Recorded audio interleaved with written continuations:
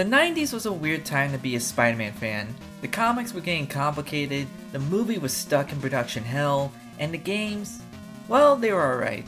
But I didn't exist in the 90s, so I can't tell you how they were. And you died on 420. There it is. But thanks to the success of Batman and the X-Men animated series, Marvel was inspired to make a series of semi-connected animated shows, albeit not as successful as their later animated universe. Iron Man only lasted 2 seasons because no one cared about him in 1994. The first season of Fantastic Four was so bad that no one watched the second season. Even the comics made fun of it. Hulk was good, but then season 2 happened. And Silver Surfer only lasted 1 season. None of these shows were able to replicate the success of X-Men. All except for one show.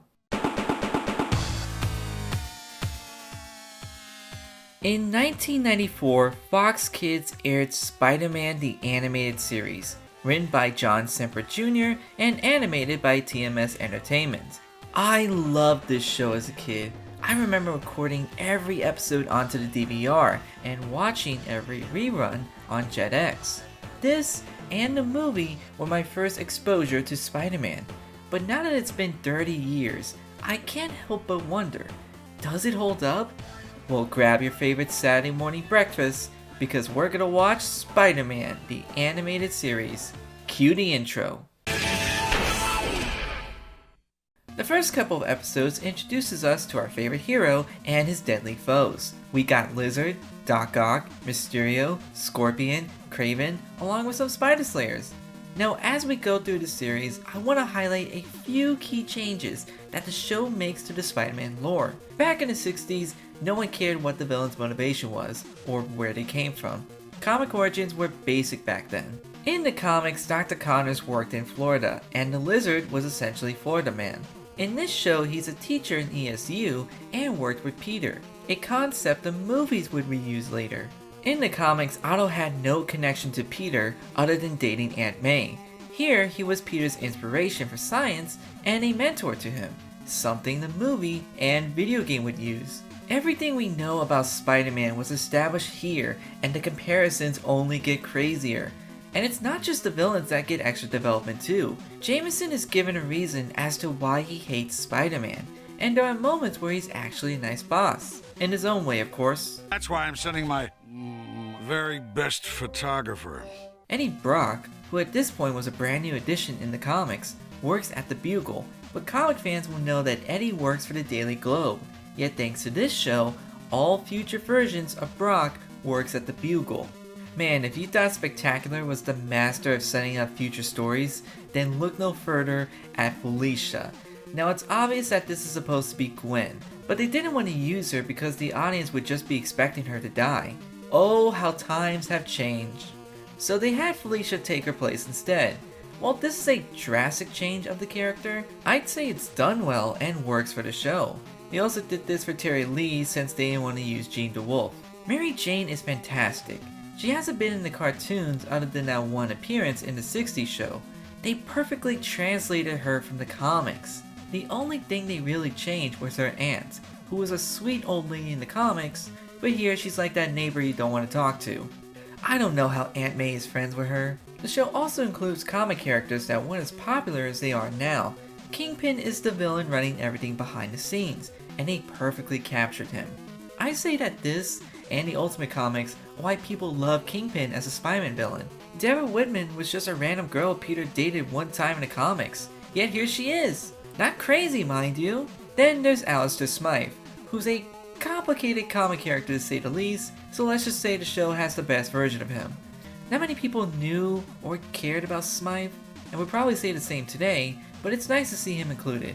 Okay, from here on out, the show is going to throw multi-part stories that can go on for 8 episodes, which again was crazy for the time. So let's talk about the Symbiote Saga. Before this show, the symbiote was just a cool suit to wear with one drawback, but now wearing the suit can cause aggressive change of behavior, and of course, this meme. Shocker! You can't escape me! I'll chase you to the ends of the earth! It's crazy how this show slightly reinvented the symbiote. No wonder Spider-Man 3 recreates his shots. I really like what they do with Venom's design here. The red and blue highlights are weird, yet it just works. I'm glad there's still people paying tribute to it. The last few episodes feature Hobgoblin. Normally Green Goblin comes before, but since they made Hobgoblin toys first, they had to introduce him beforehand. And finally, the Chameleon, who has to use a magic belt to transform into people. Yeah, I know that's a thing in the comics, but I like it when he has to use masks. So that's Season 1, a great start to the series. But before we talk about Season 2, we need to talk about the voice cast. Christopher Daniel Barnes is a huge fan of Spider-Man, so you can imagine his excitement when he was chosen to play him. His voice is just so iconic.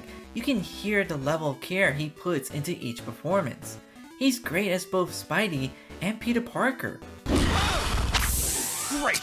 There goes my $1,000 photo. When am I gonna get the hang of being a superhero and a photographer at the same time? Good reflexes for a future handbag. The worst thing about a secret identity is that you can't ask someone else to do your sewing. A movie? Hold on a sec while I check my schedule. Yes! Yes! Tight schedule, MJ, but I think I can make it. Down here and fight like a man. I don't suppose I could convince you to come up here and fight like a spider. And when he yells, he gives it his all. Learn! I am tired of you and your riddles and your lessons and your supreme arrogance. Don't you ever enter my life again. Do you hear me? Do you hear me? I love how he does Spidey's internal monologue from the comics. They captured these moments perfectly. You don't find the Fantastic Four in a sewer, or the Avengers. Never have I seen the Avengers in a sewer, or the Defenders. Well, maybe the Hulk. Strange, so strange. A week ago, this creature was a scientist. My teacher, my friend. He cared for people and wanted to help them just as I do. And now look at the both of us, fighting each other, fighting for our lives. He's one of my top 5 favorite voice actors for Spider-Man, and I wish he played him as much as Kevin Conroy did as Batman. Thankfully, he had chances to reprise that role. He was Noir Spider-Man, Spider-Man 2099, both Black Suit, and Superior Spider-Man in Marvel's Heroes Online. It's about time another hero showed up. Into the fray! No more Mr. Nice Hero. You know, after I made the Ultimate Spider-Man review, I found out he voiced Electro, Spider Knight, and Wolf Spider. It seems whenever he has the chance, he'll play any role involving Spider-Man. And that's dedication. The other voice actors are Sarah Ballantyne, one of the best Mary Janes. The legendary Edward Asner voiced J. Jonah Jameson. Rest in peace. Roscoe Lee Brown gave a great performance as Kingpin. Rest in peace. Jennifer Hale played Felicia Hardy. I don't think I need to say much about her career. I wonder what else oh god no. And I believe the golden age will begin! I believe! Linda Gary was Aunt May, but unfortunately passed away during production. May she rest in peace. Joseph Campanella played Dr. Connors. He was in Days of Our Lives. R.I.P. Majel Barrett was Anna Watson. If you recognize her voice, she was the computer for every Star Trek show. R.I.P. Neil Ross played Norman Osborn. He's played him before in The Amazing Friends show, and is also in a lot of video games. Metal Gear 3 being one of them. And freaking Mark Hamill is Hobgoblin! How crazy is that? There's a lot of talented voice actors in the show, but what about the animation? Well, I like the art style. The bright color palette is fun to look at. This show just screams 90s in the best way possible. Look at the spider sense, it looks crazy. However, I can't say the same for the CGI. This was the era where TV tried to match the movies using CGI, and these guys did not have the budget for that. Speaking of budget, this show had a very tight one, so if you binge watch this show long enough, you will notice a lot of reused animations. Thankfully, it maintains the same quality throughout its run, and that's a blessing for shows like these. And last but not least, the censorship. Now this is a kids show, and the 90s. Anything made for kids had to tone down any sort of violence. The Turtles had to go through this. Yet there were some shows that pushed that boundary. X-Men had heavy subjects, and Batman was Batman. So, was this one of those shows? Not really, but this show will touch on those dark moments, just not to the extent of X-Men and Batman. The censorship that most people talk about are the little things you don't notice. Spider-Man hardly punches, just kicks and webs. Characters can't say die or die on screen. People act like this show was overly censored, but that's not true. John Semper Jr. stated that they would treat it the same as every other show, and chose to play it safe. Even with all that, I say that this series was more mature than Ultimate and the 2017 show, so do with that as you will. Alright, on to Season 2.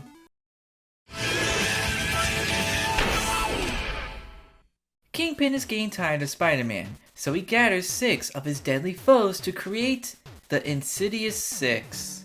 Really? We couldn't use Sinister? Which is bad timing because Peter is starting to lose his powers. This was a cool recreation of Amazing Spider-Man Annual 1, and with a unique twist. Peter's powers are evolving, with this being Phase 1, meaning he could turn into a monster. The next episode features Hydro Man, who is voiced by the legendary Rob Paulsen. This was supposedly going to be Sandman, but he couldn't use him because he was going to be in that movie that was never made.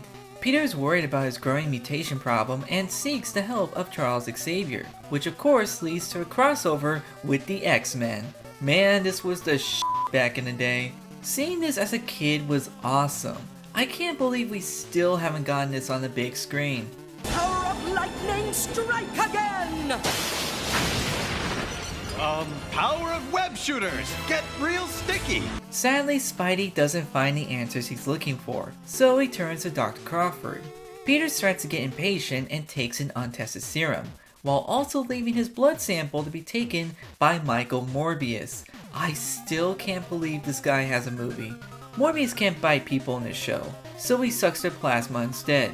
Peter decides to take the serum and, well... I thought that the serum was going to help me, but the pain, it's excruciating! Ah!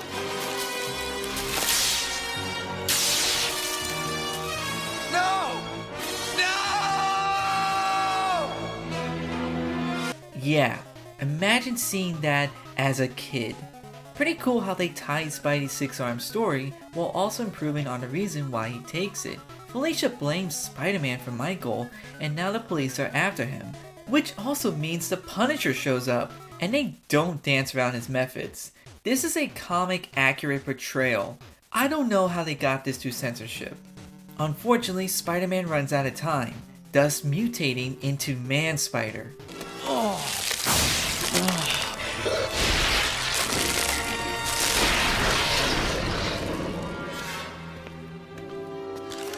Come on out, and I'll make it quick and clean.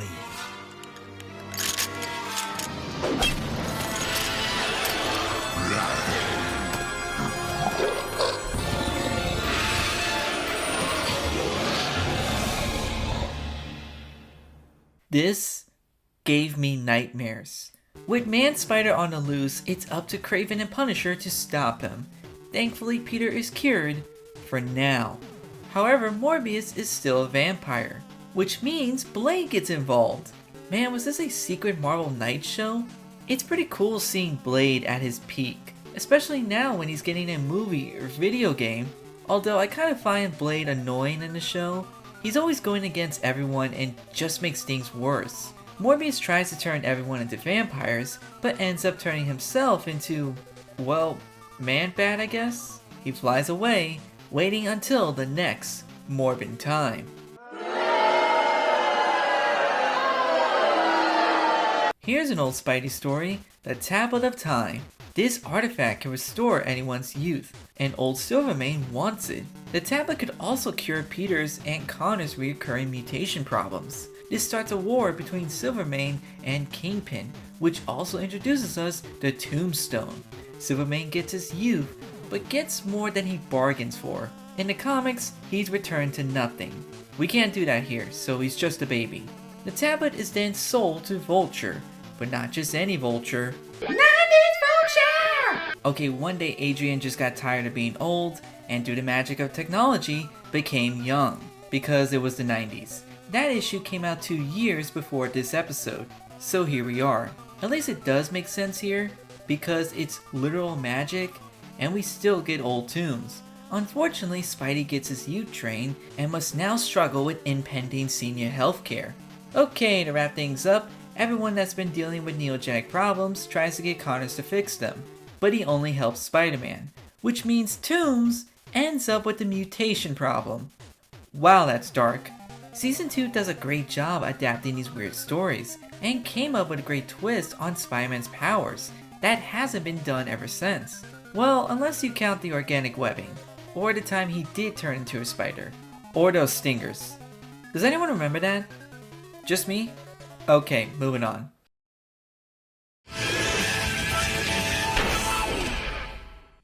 During the whole neogenic arc, Mary Jane received a letter from her estranged father. She asked Peter to go with her, but is kidnapped before he gets there. Now she's suddenly with a ninja cult and has magical powers. Okay, things are getting weird here. Thankfully, Doctor Strange is here. By the power of omnipotent Arthur, I like that while this episode is using magic, it still fits within the themes of Spider-Man. Mordo is using his magic to reconnect others to their lost loved ones, and we have this touching moment with Peter's parents. It's a good episode, what else can I say? You are a worthy ally in the battle against darkness. May the Vishanti watch over thee. And may your amulet never tickle. Now, if you thought we were done with magic, then boy are you wrong. After a botched job trying to stop Doc Ock, Peter wants to quit being Spider-Man, which is a thing he contemplates every season. Very accurate. Madam Web appears to change his mind. So, who is Madam Web, you ask, and why is she getting a movie? Well, I can't answer the movie part because God knows why we're getting that. Madam Web is this clairvoyant character that just exists and helped Spider-Man a few times, then died and passed her mantle on to Julia Carpenter, who was the second Spider-Woman, but then she went into a coma and did nothing for 10 years, and is still doing nothing because no one knows what to do with her. Here, she's way more powerful and is an interdimensional being, something a certain video game will use later. And she's voiced by Joan Lee, Stan Lee's wife. She's here to prepare Spider-Man for a big mission, but in order to do that, he needs to work on his social links so his persona will be strong enough to— oh wait, wrong franchise. He needs to stop being a grouch, so she sends him to meet his biggest fan. This is based on The Kid Who Collects Spider-Man, an iconic storyline that everyone should read, which is also used in that horrible fan film no one should watch. Other than changing the gender, it's a one-for-one recreation that also includes that one story where Spidey loses his memory and Doc Ock recruits him for evil. Again, way better than that stupid fan film. So after all this pressure from the board of directors, Osborn accidentally becomes the Green Goblin, and just like the movie, wants revenge against the board. Well, not entirely, or this would have been a short episode. The past cartoons have only used Goblin to a small extent, so it's nice to see him fully realized here. Which makes a follow-up episode weirder since we deal with Big Wheel, whose whole gimmick is timing, and he has a big wheel. This episode also introduces us to Rocket Racer too. It's not a bad one-off, but feels weird to come right after the Goblin episode. The next story is my favorite of the entire show, and that's the Kingpin arc. So when Hobgoblin first appeared, he tried to kill Fisk. Peter saved his life, not knowing who he really was. Wilson offers him a job he couldn't refuse, which was a ploy to frame him and get him arrested. And who do you call when you need a lawyer? Who do we have? Ah, here we go. Public masturbation. Oh, I knew it. No, I wish. Matt Murdock. Daredevil is one of my favorite heroes, and this series was my first introduction to him. I love whenever these guys team up. Seriously, when will we see these two together again? Funny how this and Batman showed us two villains that could always get away because they manipulated the system. That's a lesson that most people don't teach kids. At the end, Peter is free and now knows who Fisk really is. This leads to Wilson blaming Smythe and turning him into, well, this. Yes, this is a thing from the comics.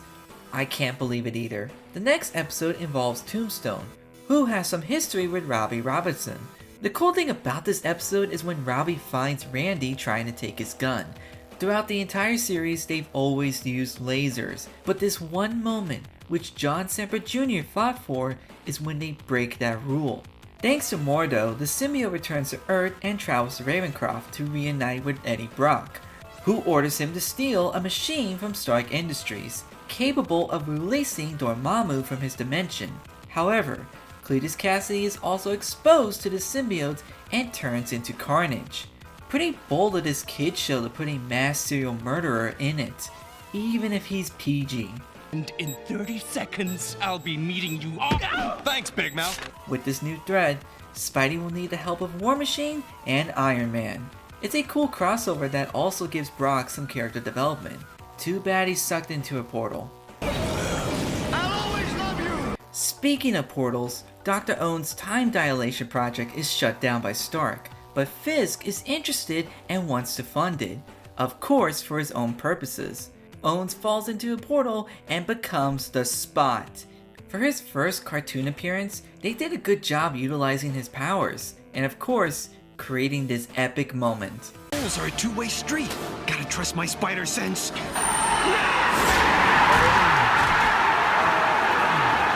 All these portals do create a big one that threatens to suck the whole city, which leads to Spot sacrificing himself. I won't let you go! I love you!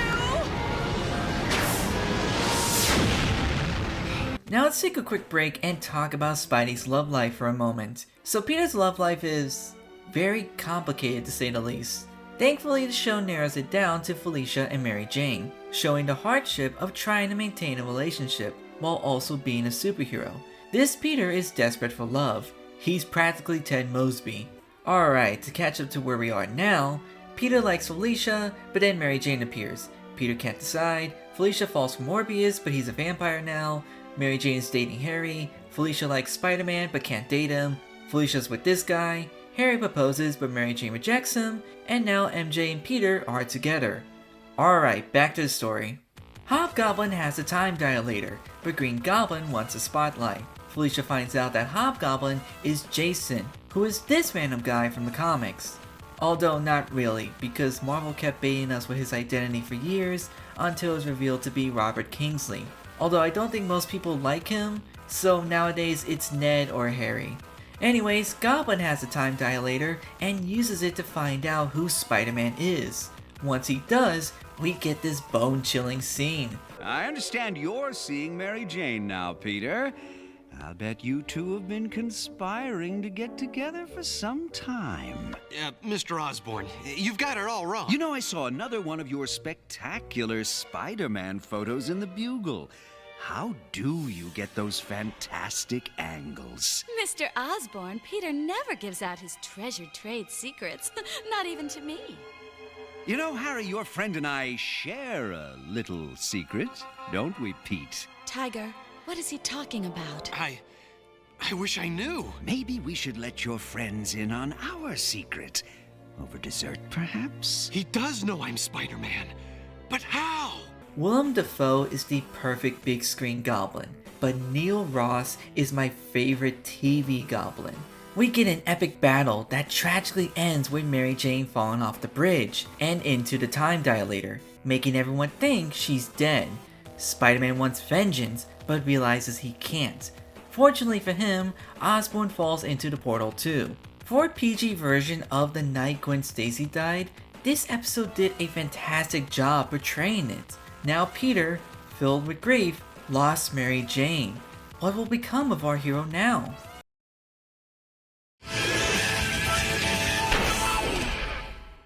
Peter wants to give up being Spider-Man, but is needed after Robbie is set up. So it's up to... This is too important a clue to leave to an amateur. I'm going to investigate this myself, just like the good old days. Jigsaw Jameson is back. He's gonna get to the bottom of this puzzle. Jigsaw Jameson? Man, I wish this was black and white. Wait, hold on. After catching up with some old friends, Jigsaw Jameson finds himself in a heap of trouble. Luckily, Spider Cop is here to help. Okay, I can't do that forever. This turns out to be Tombstone's plan for revenge, but thanks to Spidey, Robbie is free and convinces him to remain a hero. Doc Ock threatens to reveal that Felicia's father was a crook to the world. However, things are a little more complicated since he's in prison in the helicarrier. You know, I feel like I shouldn't have to explain who this guy is, but one day everyone's gonna forget what he originally looked like, and we're gonna be old and racist about it. Now, the reason why John is important is because he witnessed the creation of Captain America and knows the super soldier formula. With him and Felicia captured, Felicia takes the super soldier serum and finally becomes the Black Cat. People waited 3 years for this. Can you imagine a comic book show baiting us for that long? I gotta hand it to the show, they found the perfect way to explain how this version of Felicia becomes her alter ego. Since she took the super soldier serum, she's strong, agile, and buff too. Which, you know, nowadays a bunch of people on Twitter would complain relentlessly about this decision. I find it hilarious that Spidey can't figure out Felicia's Black Cat. Granted, she looks different, but sounds the same. Although, then we start arguing why she doesn't recognize Peter, so let's leave it at that. They team up for a while, dealing with Kraven and Silvermane with his time tablet shenanigans. Even as a baby, this guy is still a problem. Spider-Man, I shall make a trade to swap your age for mine. And with your powers, I will be unbeatable. Also, Scorpion and Vulture are here, but for some reason Toombs doesn't have the mutation problem. They just forgot about it. What are you reading? Nothing really, just, What are you reading? Oh, well. Morbius is back, thanks to Connors and Deborah wanting to cure him. Kingpin wants his neogenic powers and enlists Shocker for the task. A trap? Don't take it too hard, Cat. Shocker's a crafty one. No? Wait, I'm thinking of someone else. They turn him back to his previous form, but things get more complicated with Miriam the Vampire Queen, voiced by Nichelle Nichols, who also turns out to be Blade's mother, so now Blade's involved and he's stopping everyone from hurting her. You must show me where that machine is. I have to destroy it! Whoa, wait a minute, Fangface. I need it to make Morbius human again. I won't let you protect him any longer! Blade, no! But my mother says she wants to be human again. What makes you think you can trust her? I had hoped you would understand me. Well. How the turntables... Miriam wants to turn everyone into vampires. Wait, didn't we do that last time? But thanks to everyone, she fails and runs away. This causes Morbius and Black Cat to join Blade in his hunt, thus leaving Spidey alone again. Meanwhile, Harry is contacted by Goblin, who is communicating to him by... they don't explain it. I threw together a chronal link program using a sample of your DNA. It's allowing me to communicate with you at the point in time it was taken. Osborn makes Harry go crazy and becomes the new Green Goblin. I like that they had Harry's voice actor do his Goblin voice instead of having Neil Ross take over. Anna Watson accidentally runs into Frank Castle of all people and tells him Peter is responsible for Mary Jane's death. So now Punisher is involved. This might be a hot take, but this entire episode was better than a New Goblin arc in Spider-Man 3. This ends with Mary Jane returning, somehow, but that'll be explained later. So the next 2 episodes are kinda weird and not my favorite of the series. Mysterio returns, but he's not the villain, because Miranda Wilson is.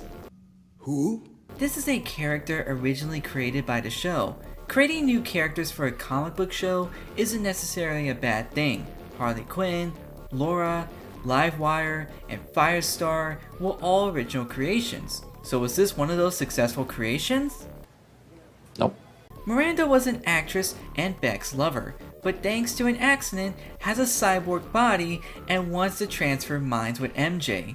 The absurd part about this is that only her face was injured.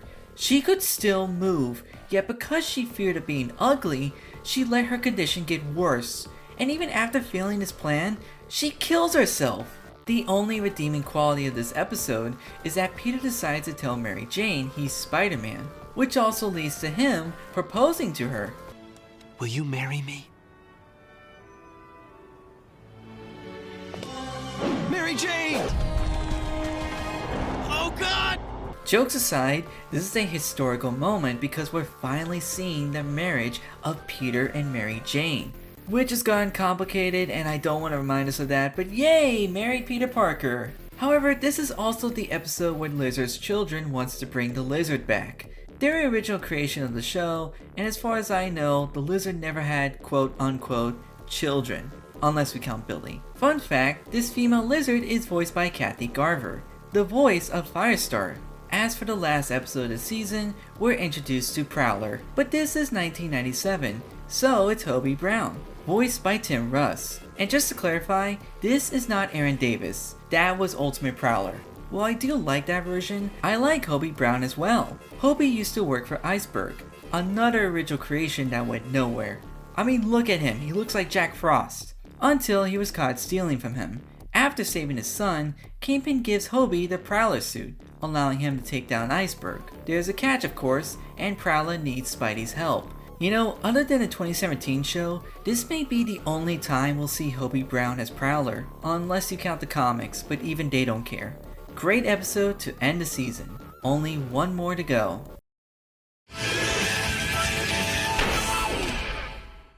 Peter and Mary Jane finally get married, bringing a satisfying conclusion to the love drama and fulfilling the promise to many Spider-Man fans. You know, you really don't appreciate something until it's taken from you. The next episodes are part of a storyline called The Six Forgotten Warriors, which I'm not a big fan of.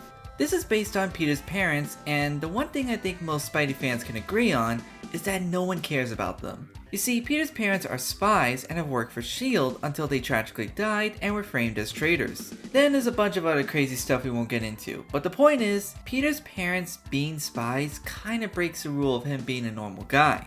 Heck, Miles' dad was a secret S.H.I.E.L.D. agent until every other media made him a cop. And the last time someone tried to write a story about Peter's parents, they made the lowest rated Spider-Man movie.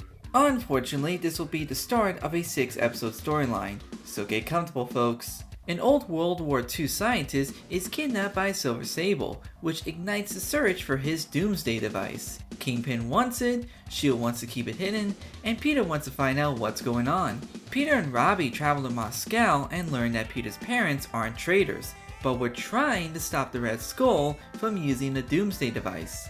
Now his son is trying to make it happen. In order to stop him, Spidey must assemble the 6 Forgotten Warriors. The 6 Warriors are a bunch of World War II heroes that fought alongside Captain America. This is sort of like the Invaders, except these are a bunch of old school superheroes, which in my opinion is way cooler than Namor and not Human Torch. They were active until they lost Cap to a vortex. I guess freezing him wasn't cool enough. As far as I know, these 5 superheroes are still forgotten in today's standard.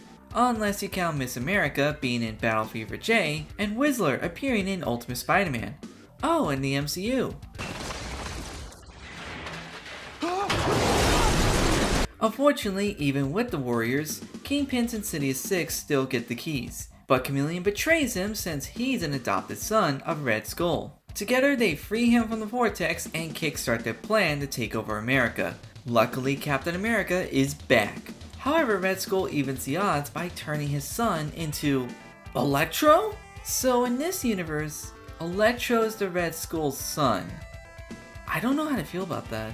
At least they make Electro an actual threat. Look, he's wearing a stupid costume, and the show takes him more seriously than Ultimate Spider-Man did. Electro's beaten, but Cap and Red Skull are stuck in the vortex again. I think this event was supposed to advertise a potential Captain America show that was in development during the time, but other than that, it was a long and complicated storyline that I keep forgetting every time I rewatch the show. Now let's get back to our favorite couple. Peter and Mary Jane finally go on their honeymoon, but it's interrupted by Hydro Man. He captures MJ in an attempt to win her back. However, MJ beats him with hydro powers of her own. How could you... I mean, how on earth did you... I don't know. I really don't know. Turns out this Mary Jane is a clone, along with this Hydro Man thanks to Miles Warren. So the real Mary Jane is still gone, and Peter married a clone, which leads to this tragic moment turning into a meme. It's too late. I'm falling apart too. We'll get help. real... Warren! Warren, where the blazes are you? Forget it, Tiger. He's gone. Oh, dear. Before I go, I want you to know just one thing. If any part of me is anything like the real Mary Jane Watson, she loves Peter Parker more than anything in the world. More than anything. No! Mary Jane! Mary Jane!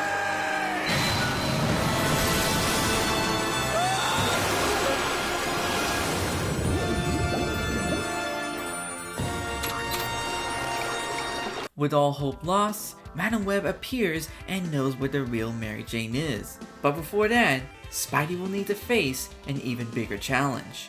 Spider-Man is taken to Battleworld, where he meets the Beyonder. He wants to test if good is more powerful than evil, and with Madam Web's suggestion, makes Spider-Man this planet's hero. That's right folks, it's Secret Wars time! The last time I talked about this story on the channel, I praised how the Avengers handled it, but criticized the lack of Spider-Man. This time, Spidey is the main driving point of the whole event, which should be a dream come true for me. Yet, I don't like this. Spider-Man is one of the main characters of Secret Wars, but he's not the main character. These guys are here too. Sure, one of the best parts of that story was the symbiote, but there were other stories that were happening as well. This is an event that's too big to be focused on one character. Luckily, they still include other superheroes. Except they kinda suck. What happened? That's my fault, I guess. Spider-Man? I'm the one who brought you. Tell us what's going on, or I'm gonna squash you flat. Stop! I know Spider-Man. You can trust him. Hey! Don't wrinkle the rocks, you rust bucket! Bad move, pal. That's my friend you just messed with. Flame on!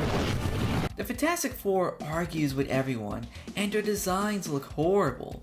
Thing looks awful to look at. They drew way too many rocks on him. Whenever he's moving, it hurts my eyes to look at. Less is better. Iron Man's suit keeps failing, so he's useless. Cap doesn't lead and keeps flirting with Black Cat, which is kind of accurate. The only helpful ones are Storm and Lizard. I think what should have happened is everyone choosing democracy, that way you can have legit arguments within the group. Then, towards the end, they realize Spider-Man should be the leader and choose to follow him. Anyways, most of the story has them running around aimlessly until Doom finally steps up. Like the comic, he wants beyond his powers for himself and argues that he can be a better ruler. Of course, he can't handle it and only Spider-Man knows what great power comes with. You take me for a fool? Who amongst you has ever wanted to give up their superpowers? I have, because I've learned time and time again that with great power, there must also come great responsibility. Sadly, Doom had very little screen time here, and this was the last episode too. Doing Secret Wars in 3 episodes is too small to tell that story.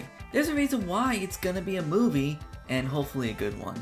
The last thing that really pissed me off is that this whole event was a test. Everyone, except for Spidey, has their memory erased, and all of this was to make sure Spider-Man would be a good leader for the actual challenge. So this entire event was pointless. What was the point of loosely adapting Secret Wars? Oh right, to sell toys, which is what the original story's intended purpose was. So I'll give it that. Alright, let's get to the finale we've all been waiting for. Spider-Man is transported back to New York, but the city has been destroyed. Crime runs rampant, the 2 goblins are working together, and the mastermind behind all this is Spider-Man? Oh my god! The reason why Madam Web has tried to repair our Spider-Man is because this one lost everything and went crazy when the Carnage symbiote from our world infected him, and now he wants to destroy the entire universe. To stop him, it's gonna take more than one Spider-Man. Ladies and gentlemen, this is the first ever use of the Spider-Verse. A little context for this. Whenever a new toy for the show came out, John Semper Jr. wanted to feature it in an episode, thus giving it a reason for its existence. Marvel wanted more toys featuring Spidey's costumes from the comics, because we all know he's a fashion diva. But this show only used 2 costumes, and redesigning Spider-Man would mean you can't reuse old animation. But what if we didn't use one Spider-Man? And thus the Spider-Verse was born. No other media, not even the comics, has ever thought of doing this. The small downside is that everyone here is a different version of Peter. It's not the show's fault though, there weren't many Spider people at the time. There was Spider-Woman, who already had a show, and I think Spider-Man 2099 was still fresh. There wasn't much Spider-Man media they could reference either. Legally, at least. It's my own design. I only wish I was able to bring my giant spider robot on this mission with us. Did he say his giant spider robot? Although I don't mind it. I like to think that each of these Peters represent one of his faults, and explains why ours is the chosen one. We got Six-Armed Spidey, a fun concept, but probably a pain in the ass to draw.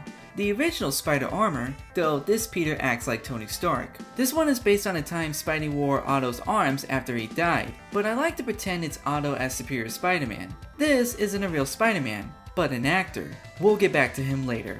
And the one and only Ben Reilly, in his golden age glory. God, I miss this version of Scarred Spider.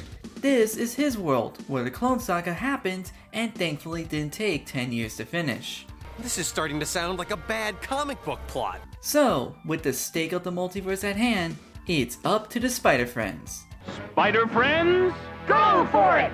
You gotta hand it to Christopher Daniel Barnes for voicing 6 different versions of Spider-Man. He's especially creepy as Spider Carnage. You see, I really hate clones. As the team goes through Fisk Tower, they're taken out one by one. Guess they never been in the Avengers. They almost caught Spider Carnage until Six-Armed Spider-Man mutates into Man-Spider. A week Beyonder transports Man-Spider and himself back to their dimensions, but Spider Carnage escapes to Spider Armor's dimension. Madam Web only has the power to transport one Spider-Man, so our Spidey signs up for the task.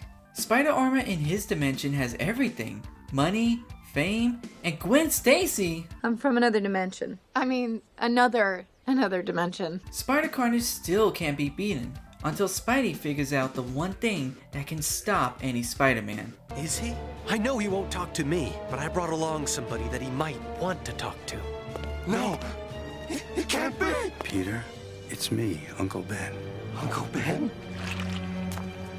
I've been told everything. Is it really you? Did you think things were gonna be easy, boy? Huh? Did you? But I can't do it, Uncle Ben. You know my rotten luck.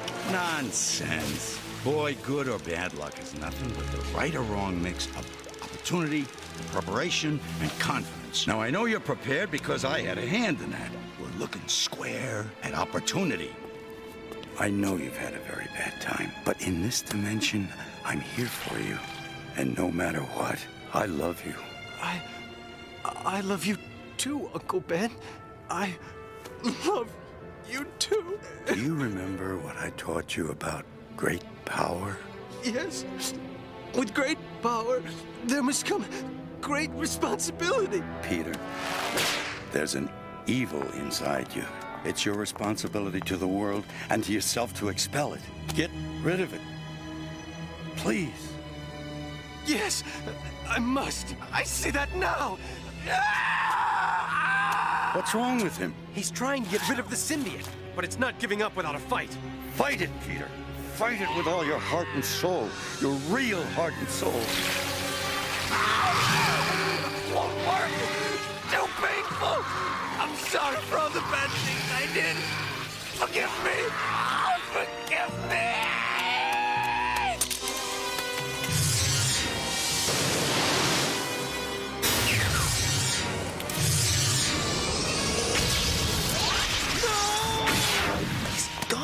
Vaporized. I should have stopped him. Wow.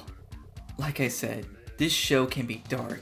The multiverse is saved, but before we go, we learn that Spider Actor is from our world, playing Spider-Man on TV, which if that were true, he would have looked like this. And in my opinion, we get the best Stan Lee cameo of all time. Excuse me, I'm looking for some guy named Stan Lee. What? Spider-Man? Pam, hold my calls for a while. I think I've finally gone crazy. Oh, man! Wow! You know, Spidey, I've always wanted to experience real web slinging. And I've always wanted to be appreciated as a real hero. It seems you've made me into one. Thanks. Hey, don't mention it. After saving all of reality, where do you go from here? To find Mary Jane. My Mary Jane. I've been told she's still alive. I can't wait to see her. You know, for so long, I've thought that I never got any breaks. But now, after all I've been through, for once, I like my life. I like myself. And for the first time ever, I wouldn't want to change anything about me. Gee, you're definitely not the same guy I've been writing about all these years. Well, Stan, we all have to grow up sometime, I suppose. Even us, characters of fiction. And thus, we end with Spider-Man, off to find his Mary Jane. Face front, true believer. We are going to find the real Mary Jane Watson. What? It has been a long, hard journey. And I think you are finally entitled to some happiness. Amen to that, dear lady. Amen to that. Which we sadly don't see because the show was cancelled. Well, I mean, kind of. According to John Semper Jr., it was cancelled due to funding issues, which was the same reason why X-Men ended. The last season would have had Peter finding Mary Jane in Victorian London, and with more portal shenanigans. And while it would have been nice to see that, I'm still glad we got this ending. What a beautiful send-off to the series. I argue that it's the best ending of any Spider-Man show. Spider-Man the Animated Series was a true love letter to the character. Not only did it perfectly portray him, but it reinvented the formula that inspired other fans for years to come. Like Batman the Animated Series, this was a great way to learn about Spider-Man. The legacy of this show still lives on through Spider-Verse, games, and newer Spider-Man shows. You can change the name all you want, but don't f*** it up. I'll always be thankful for this show and will always appreciate the hard work that went into it. If you haven't properly seen the show, please go watch it. Trust me, you won't regret it. And so ends the 90s era of Spider-Man. Now we can... Wait, what's that music? Oh god, no!